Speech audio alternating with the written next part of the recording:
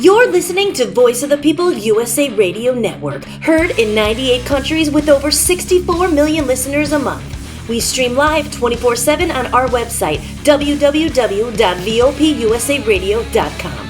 You can also download our app for free on Android and Apple so you can listen live anytime and never miss a show. Be sure to subscribe to us on our Rumble and YouTube channels at VOPUSA Radio and follow us on Instagram and Twitter at VOPUSA Radio. We want to thank you for being part of the free speech revolution. Next up is an exclusive interview with Dan Smriglio and an incredible guest from the Believers Summit in West Palm Beach, Florida.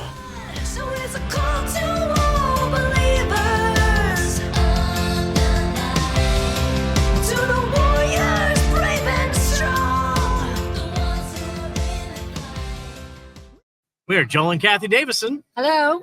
And we are from Palm Coast, Florida. Our website is GodSaveMyMarriageNow.com. It's my beautiful bride, Kathy, and she is the reason our marriage got healed.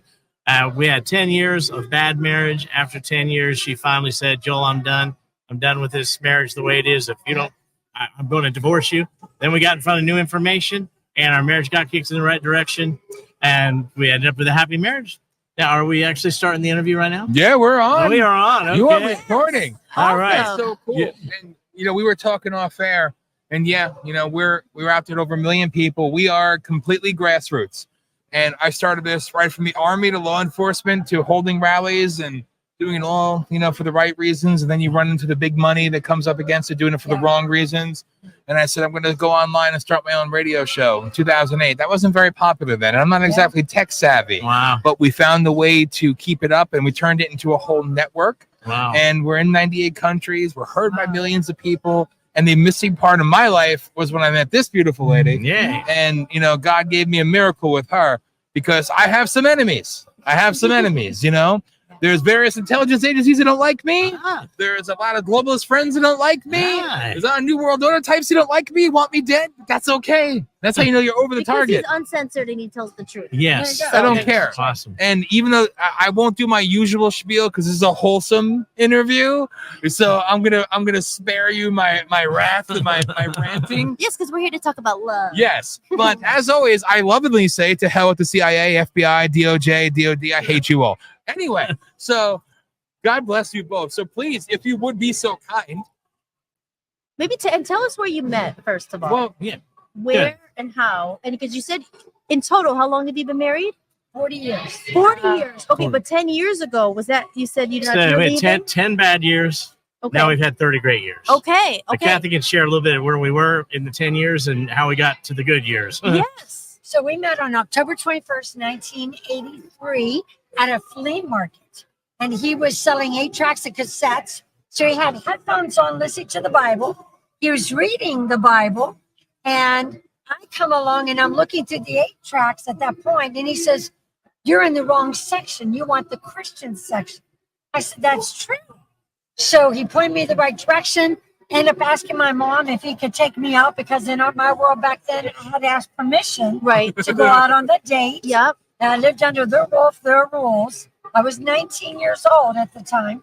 And we went out on our first date. And what concert did we go to? Servant, a Christian rock band from years ago. I think they were out of New Zealand or Australia or something. Yeah. Yes. So we've been dating ever since. It's October 21st, 1983. We were married May 31st, 1984, 7 months later. Oh, We wow. were married 7 months. Yeah. May 31st? When we knew, Yeah, not me, after but we met. after 7 Yeah. months. We got after married. 7 months you got Yeah. married. Awesome. And Sorry. So we were like on fire for Jesus. Like we were like Christian, rock and roll Christians. And we were in full-time ministry or in ministry. And we pastored a church. So we're in the midst of that pastoring in our 7th year of marriage. Again, we were laying hands on the sick, seeing blind eyes open, and all kinds of good stuff happen. I get into adultery because behind closed doors, our marriage was bad. And so I'm mistreating Kathy behind closed doors, but yet out in public, where these ministers, Kathy's putting on a happy face. She's trying to do the old submit to your husband, follow his leadership, respect him. And it made me worse. I got worse and worse because I wasn't respectable. And she's trying to respect me when I'm not respectable and trying to follow my leadership when, I'm mistreating her and all. And so after in our 7th year, we got into adultery. We had 3 more bad years after that. And Kathy says, I'm divorcing you. I'm divorcing him because he was out ministering. Wait, now go back, but not to interrupt. Go back for a minute to when you met. Was because usually there's something called the honeymoon period where it's good. So because you fell in love, it was a First good year. at first. The first year. Okay, so the first year was good. Right. Okay. So then people get comfortable. Is this what happens? And or how did it go bad? Dysfunctions. Men have dysfunctions where they will change after they get married, and they will quit treating the wife how they were treating her when they were dating. And so then when they do that, the wife gets upset. She gets hurt. She gets. This isn't what I bought into. You're feeling comfortable, and also I know how. Not with you. I'm not talking about you. I'm talking about all other relationships where you think. Especially when you're married, you're like, oh, she's not going anywhere. We're out for date nights. I don't need a quarter. And I even said to him before we got married, I said, I don't ever want that. And he's awesome. So we do have a good marriage. Yeah, but I said, I don't want that ever to happen because women want to be treated good. We never want to feel like we're yesterday's news. Exactly. And you just got us. You know what I mean? Right? Exactly. And that's what I seen what happened. Absolutely. You know? He put me on the shelf and decided he had more important things to do. Said he had a radio broadcast. He wanted to write, to do other things in ministry. And I was just a tag along. That was all I was. Right. And so whatever he didn't want to do, he needed me to do. And I didn't minister. When before we got married, we did clowning together for nursing homes and stuff. And I just loved it. It was great. Once we got married, that ended. Wow. All of a sudden, it became about him and his radio broadcast. And what was the name?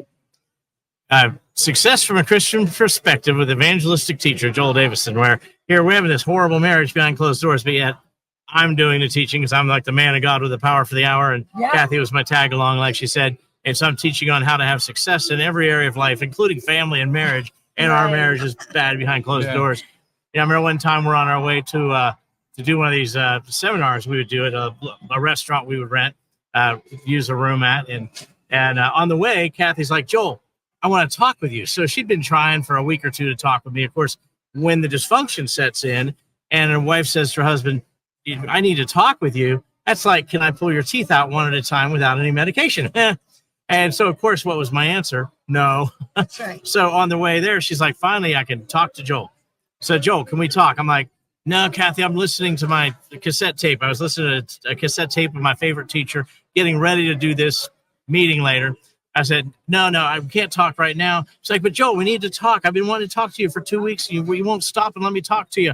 And so I lied to her. I said, well, we'll talk after the meeting. Well, of course, I wasn't going to talk after the meeting because after the meeting, I would be too tired. Right. And so Kathy gets upset. And so she turns the teaching tape down. I turn it up. She turns it down. I turn it up. Pretty soon we're hitting each other's hands away. Then she grabs the steering wheel. She's like, pull the car over. We're going to talk. I was like, see, you're crazy. See, you're insane. And of course, we pull up to the meeting and we get out of the car. It's like, hey. So you feel like at this point you're kind of living a lie. You're being hypocritical, especially as you're teaching about this. Yes. Now let me backtrack a second and ask.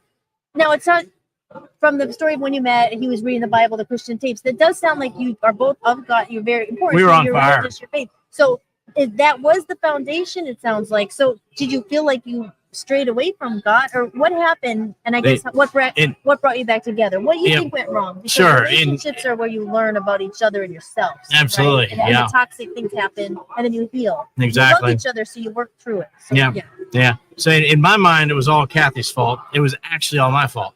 So Kathy was doing, and I convinced her it was her fault. So in her mind, she's trying to love me, submit, all that, making me worse. That's making me worse. And I'm blaming. I named his bad behavior. And I sat there and just kept treating him good. No matter how bad he treated me, I kept treating him good, which was enabling him instead of requiring him to stop. I thought it was a problem because of my childhood abuse. I had a lot of abuse in my childhood. I thought it was a problem. He told me I was a problem. Right. The gaslighting thing, all that kind of stuff. Oh, yeah, definitely. So I'm thinking she's the problem, so I could go out and preach and smile because, hey, I got a problem wife, but I'm suffering for Jesus with my problem wife. And, of course, she has a husband that's mistreating her, so she's surviving because, Jesus, I'm doing everything I can do. I'm praying. So that's how we survived, and, et cetera. So when she said, I'm divorcing you after 10 years, that was the beginning of the healing. That was a wake-up call. It was a wake-up call. That you needed. Yes. Right. Yeah. Right. And so she's like, then we found out we were pregnant with our 4th child. So she's like, I can't divorce you. I got to stay married to you until our new baby's 6 months old, and then I'll divorce you. But if there's change, we can stay together. Well, that's great. I want change too. But the only problem is I thought she was the problem. But I had the first ingredient that a narcissist, which they didn't use those terms back then, but that's what I was. A narcissist must know that his wife won't stay with him if he doesn't change. So she informed me that. So I believe she was going to leave. Problem was I thought it was her fault. But we went to a conference that was designed to teach us how to help couples where the men were beating their wives up. And as they taught about how men think that beat their wives up physically and go to jail, I realized that's how I think. I did it with words, looks, the Bible scriptures, beating my wife up, trying to force her into submission, trying to be a control freak, etc. So I realized that, and I woke up. And they confronted me directly because I started trying to blame her for marriage problems. Like, Joel, you're the problem. Kathy's not the problem. So I got new information. Then Kathy held me accountable, which is very unusual that that's successful because it's a lot of work for a wife. So that's what we do in our marriage ministry. We help to hold the husband accountable to treat the wife great. A wife will treat her husband great if he's treating her great. You know, you don't meet a woman who kicks her husband out, files divorce, and she says, my husband's amazing. He treats me great all day, every day, just like he treated me when we were dating, but I'm divorcing him. It don't happen. It doesn't happen, you know. So a happy wife is a happy life is a very legitimate statement. I make Kathy happy, and she makes me happy. You know, happy wife is a happy life for the husband, and it works. It's a beautiful thing. So that's how our marriage got kicked in the right direction. I decided I was going to listen to Kathy. They challenged me that in Kathy's heart was a marriage manual, that if I would listen to her heart, she would guide us into a happy marriage. So we went home from that week-long seminar. They didn't have any follow-up or anything. And I just listened to Kathy. It was the hardest. First 6 months were really hard for me because I'd been for 10 years telling Kathy, you're wrong, quit harassing me, leave me alone, or 9 years. You know, quit harassing me, leave me alone, get off my back. Now I'm going like, okay, tell me again. What am I doing? Okay, what do I need to change? Okay, tell me why that hurt you. Help me understand, you know, where that came from. Help me understand so I can quit doing that, so I can talk different, I can act different, I can even look at you different. Because I had this horrible look. It's a put-down look. It's a look that it gives that look that kind of cuts you at the knee and makes you feel like that you're worthless in that moment. Right. So we had to do all of that. So he would buy me books on submission. He would tell me, Kat, you're the problem. Here, go read this book. Quit yelling at me and just go read this book and everything will be all right. And I was so abused from growing up. This was my comfort zone, though. I felt comfortable with abuse. And when we went to Colorado, I was informed I was an abused wife. I had not a clue that I was an abused wife. I had no idea. But when I saw the abuse wheel and I saw all this, I went, I am. And you know what? They gave me permission to walk. They said, you know what? God hates divorce. But read the whole chapter, Cal. It says, husbands, do not deal treacherously with the wife of your youth because God hates divorce. Quit mistreating her because she could end up divorcing you if you continue.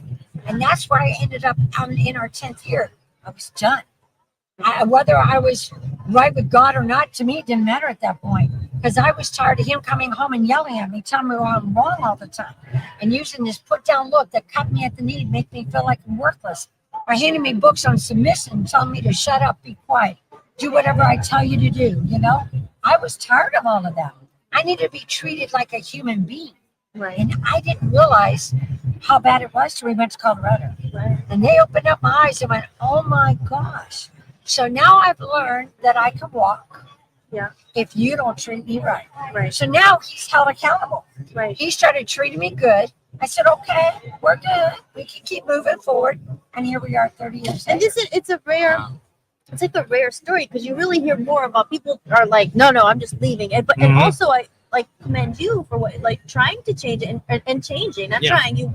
Sounds like you put in the work because most people are, it's like within these kinds of relationships with they leave, they're like, forget it because you don't hear as much they're willing to change or they want to. It's just like, okay, it's just so bad I had to escape or leave or, you know, but the fact that you valued her. Absolutely. Like you realize, well, I'm really going to lose this. And that you were willing to put in the work and admit it shows that you don't have your ego, you were able to put it to the side and say, wait a minute, because most people are too ego and, oh no, I'm not wrong, forget it, go, leave.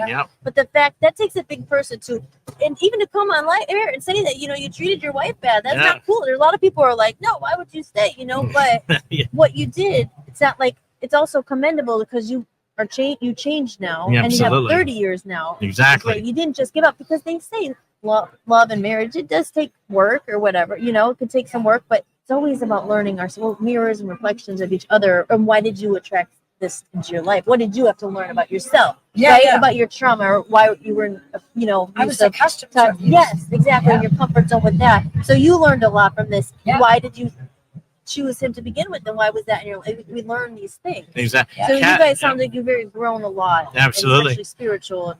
Kathy's generational curse was she attracted a man that abused her like her father did. Now, her father abused her sexually. I didn't abuse her sexually, but the same things. When her father would sexually abuse her when she's a little girl, he would say, don't tell anybody. So he's taking away her voice.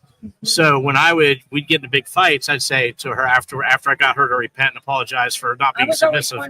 This was in the bad 9 years. I'd say, Kathy, don't tell anybody about this. Right. So I'm abusing her just like her dad did.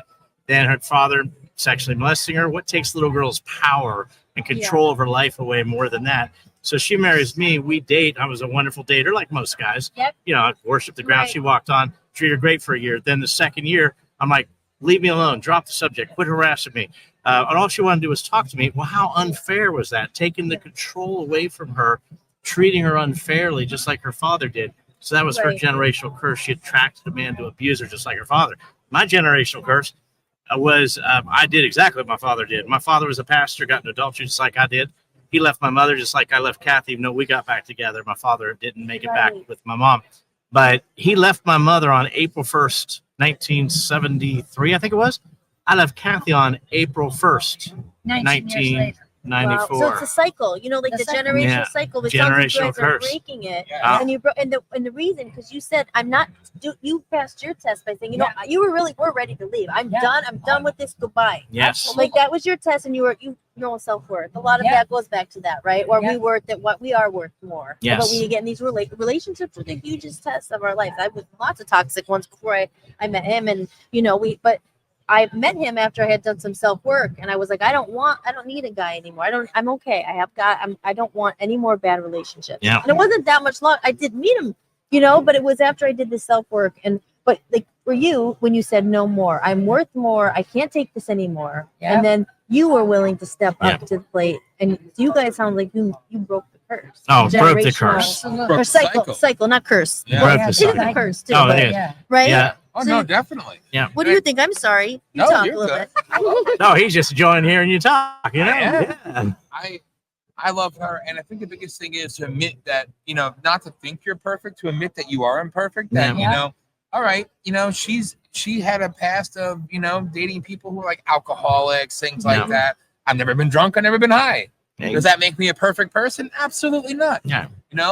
And it's about wanting better, knowing you deserve better, not expecting to meet better. Then God gives you a miracle. God puts something in your life, and it's up to you to see it. And luckily, I did. I met her, and I never thought for a second she'd be anything more than hopefully just a friend. Way out of my league. Yeah, nice. And I was blessed with this. And there's still, when she accepted me, became my girlfriend a few months later, almost a year to the date, proposed to her in a hot air balloon ride over Sedona. It was fun seeing somebody my size get down on one knee in a basket. Nice. Thank God she said yes, otherwise out of the basket. Yeah. And then what was it? Just a couple months later, we're getting married. Yeah. And during that time, my mom, a victim of sexual abuse from, her family, everything else, she was abusive to me. I can say that honestly. Not sexually, obviously, but just physically abusive, emotionally abused. My father was a drunk, alcoholic, drug addict, everything else.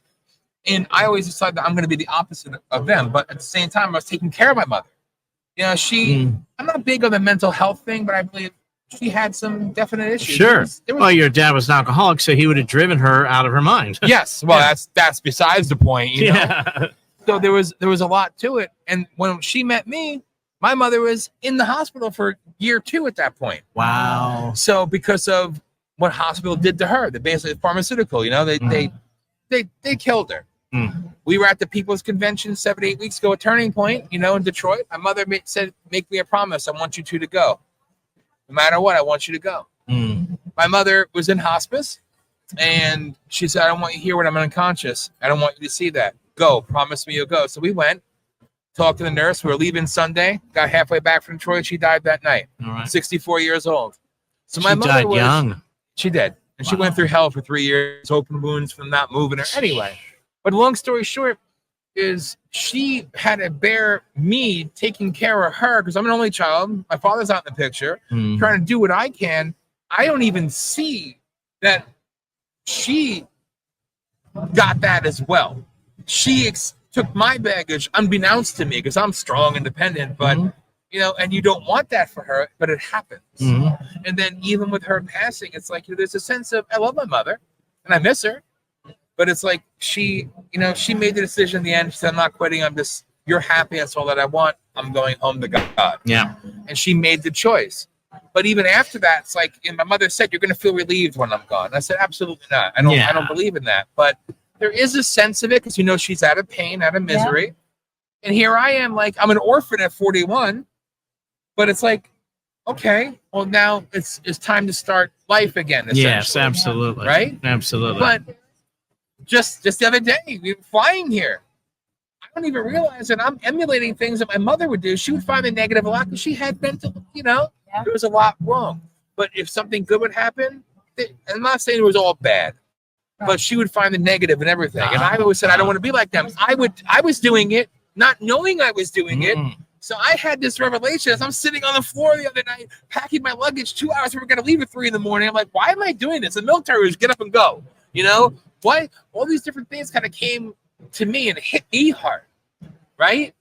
And then just a few hours later, she's in tears on the plane because I wasn't showing that I was excited to be traveling with my best friend. Yeah. And I didn't even realize I was doing it. Wow. Because I'd like to think that I don't treat her bad because I love her more than life itself. I love her more than me, That's my gift.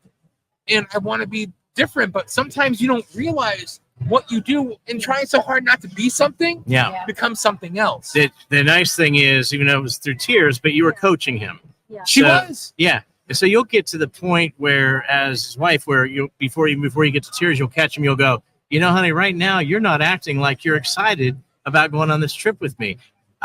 You need to be excited about me. You need to be excited that we're together, And so you're going to be able to coach him, and so you want to stay receptive to that. And that's the biggest thing, and I appreciate that, and I am, because I've said to her before, and it sounds weak. And I'm a strong type, right? But it sounds weak when I say, I asked her to point things out. Yeah. Right. I don't know sometimes. Absolutely. And it sounds stupid. Yeah. No, that's the right thing to do. Yeah. But it's not stupid at all. But it's communication because there's not a lot of men.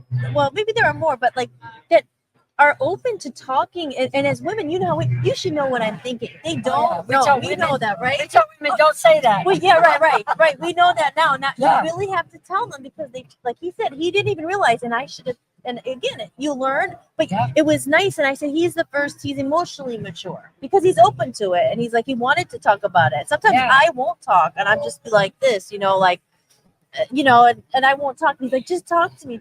And I'm thinking, I get in my, just love you out of it. Yes. And he's good with that. Like letting me open and communicate. Cause I used to do that. What is it? Your reaction. Some people run, some people fight. Like I run. I'm like, okay, I'm leaving, get my keys, get mad, And then I realized that's old habits from the past, behaviors from the past. I was in a lot of, I'm 40 when I got married. It's the bad ones, So, but like breaking the cycle. But again, communication is so important because a lot of people won't talk. Like you said, we have to talk. Those guys don't want to hit. No, you know what I mean? Like those little 3 words. We need to talk. Like, we need to talk. 4 words. I'm the one. I want to talk. We need to talk. That's like the girl, right? And the guy's like, Yeah. But as you said, like you need emotionally mature people, and you were immature the first time, but then you got more mature, and you guys worked it out because it's all communication. Because you're just always learning, and if you have someone who cares, you grow together, and you're breaking the cycle. You're learning. It's relationships are our biggest teacher in life, right?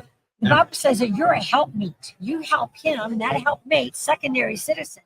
You're a helpmeet to help him in ways he can't help himself. So pointing out when he's being negative or he's doing this or doing that, you get to point it out so he can go, oh, thanks for telling me. Right. I didn't realize I never want to do that. That would hurt you. Right. Instead of me, which women do, and I getting mad, and then he says, no idea why you're mad. You're being a bitch. And you're like, well, I'm not being a bitch. You don't even know that you're doing, and it's just all this head stuff because we're not saying it out loud. We get scared to say it. Yes. Because we get afraid. Because you don't want to fight. It's important for a husband to say to his wife, if you're afraid, I don't ever want you to be. I just want to let you know you can say whatever you want to say, whenever you want to say, it doesn't matter. Whatever tone, what doesn't matter.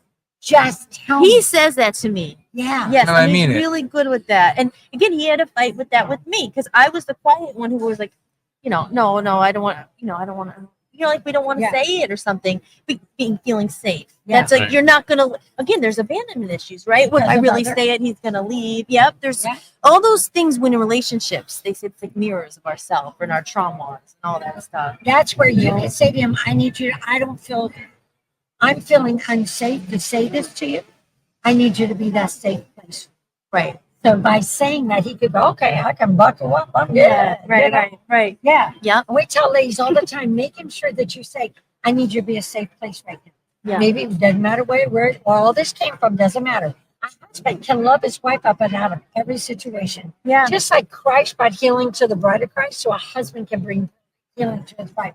We tell husbands to allow Christ to live in love through him to his bride. Right. He gets healed, she gets healed, one flesh relationship, doing what God's called you to do. That's awesome. Amazing. Yes. And love that's that. Looks like. And I love it because she was the piece of my life that I was missing, and when it all comes together, it's like it's this perfect thing of mine that you never expected. But then it's like, oh damn, now what? Yeah. And here we are, like. And I'll always say to him though too, and I love to hear that, and that's nice. But I'm always saying, no, I'm not here to fulfill. You're okay on your own as long as we were both lived. Of course. No, and I know. I'm just saying we both. That's the kind of relationship you get. I think is dangerous. And I had those when I was young. Oh my, you get attached in this toxic way, like, oh, love, I can't live without you. That's like dangerous because you need to love yourself and all that first before you can have a healthy relationship. So I know what you mean. Now we were alone a lot of our lives too, so it's like it's so nice to have someone to enjoy life with and to grow with. But like I always say, don't live for me, live for yourself. Like live for God, live for yourself first, and then we're there for each other. You know what I mean? Not this like toxic like what was it called? Yeah, I know what you're saying. No, it's totally. Yeah, don't want the toxicity for sure. Yeah. What's cool scripture is a husband loves himself by loving his wife. That's Ephesians, I think it's 4:28b. Yeah. I love that. So we tell guys, sometimes the guy will say, I need to love myself before I can love my wife. It's like, no, you love yourself by loving your wife. Yeah. So when we guys take our brain off ourselves, we focus on our wife and love our wife, we're loving ourselves. It's incredible. Codependence, that's the word I was talking about. That's the relationship. Yeah. I had a lot of those for a while. Yeah, sure. When I didn't know how to, I don't know. We were looking at each other. It was really toxic. Yeah, the toxicity. Yeah. So we're not that, thank God. With us, it's like we're so strong, independent, but now it's fun. It's like, we absolutely. really enjoy each other. Exactly. And it's like we're best friends. Exactly. It's friendship and God. That's how we met. We met in a very divine setting where we didn't think. We were both like, okay, we'll be all right alone. We have weird paths, We were like single. We were working on ourselves, and that's when we met. And we're like, oh, now together we could really do something. Absolutely. We were healing ourselves. Absolutely. We always say there's the codependency that's toxic, like you're talking about. They say, but in a healthy marriage, you are kind of dependent on each. I'm dependent on Kathy. She's dependent on me in a good way, not toxic. Yeah. In a wonderful way. Like I'm gonna treat Kathy so good all day, every day, that she'll never want to leave me because I treat her so good all day, every day. And why would I? Yep. Right. And it's not coming out of fear anymore. Like, exactly. Right? There's no fear like, oh, he's going to leave me or she's going to be with me or I'm going to leave. Or no, exactly. It's safe. It's like, I want to stay for the real. I want to stay because I want to stay. Exactly. And then she tells me if I do anything that makes her even feel just a little bit yucky, she tells me right away because I want her to. Like you say, you want to know. Right. We guys could be clods, we can be like, a caveman or whatever. So we want our wife to, to say something. And in our book, we have one of our key points is you say to your wife, thanks for pointing that out. Just like she pointed that. Thanks for pointing that out, Yeah. So that's so true. Tell us about your book. Yeah, please. That's the book here. Oh, that's the first book. We actually have two books, but one of the second one. This is first book's about 260 pages. The second one's 372 pages. Wow. So you have two books out. Oh yeah. Okay. Wow. And now I'm sorry, I don't mean to skip around. So when did you start doing? You learned so much, and then when did you start doing this and counseling other people? And like where did that 10 years after our marriage got healed. I mean, we were just enjoying our life. Our children came through the glory years. We're doing little league soccer, doing some ministry here and there. We pastored a church for a few years during those 10 years. We're just enjoying our life. We had no intention on ever doing marriage ministry. One day, God just spoke out of the blue. Write a book, tell your story, tell what I tell you about marriage. Now, hearing God's voice is subjective. Might not have actually heard his voice, but we'll find out, right? So we wrote the book. We figured if we heard God's voice, something good will happen. If we really didn't hear his voice, we'll sell 5 copies and it'll be over. Took off like a rocket.